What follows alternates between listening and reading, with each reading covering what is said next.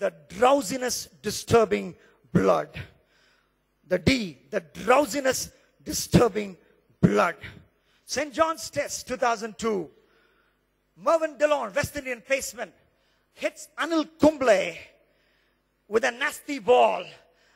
The ball crashed into the grill of the helmet. Kumble was shaken and he staggered. He spit blood.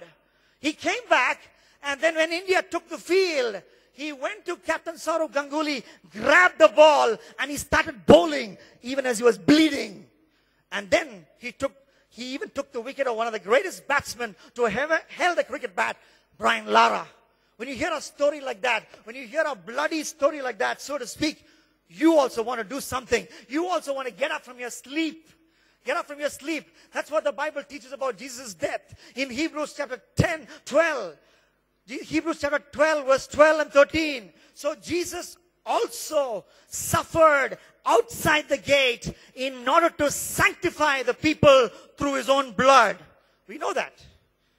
We know that, right? That Jesus also suffered outside the gate to sanctify the people through his blood. We know that. What is this? The next verse say? What does Hebrews 12:13 say? Therefore, let us go out to him outside the camp, bearing the reproach he endured. Therefore, Christian, get out of bed. Therefore, Christian, stop just coming to church Sunday after Sunday. Warm the seat of your church and get back and live like that. Get up and do something for God. Therefore, follow Jesus outside the camp.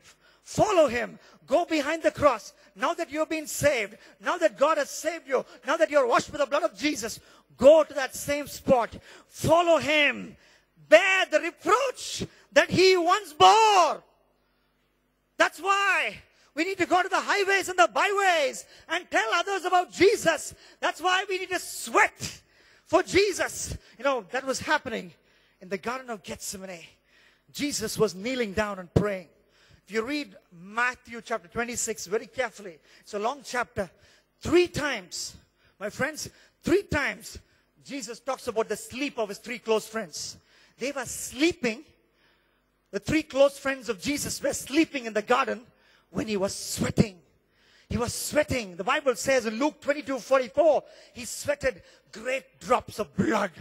His arteries expanded because of physical exhaustion, mental tension, because of what he was about to do. Take your sin and my sin on the cross. That the whole thing, you know, his arteries burst. His sweat became like great drops of blood. Jesus was sweating. They are sleeping. It didn't happen 2,000 years ago alone. It happens even today. When we have spectators, my friend Pradhan was talking about it, being a spectator.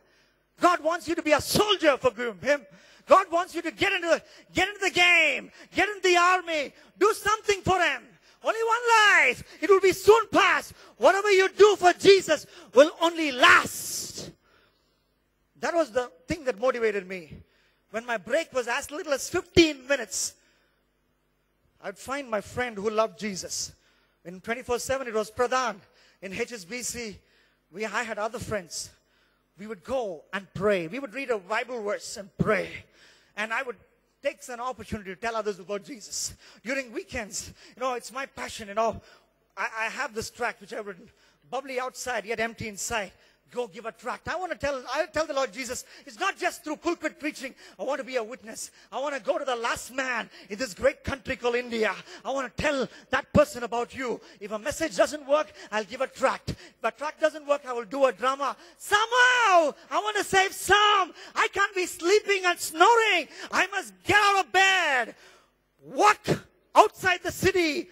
Go to that place and get the inspiration for working hard from Jesus, working hard for Jesus from Jesus himself.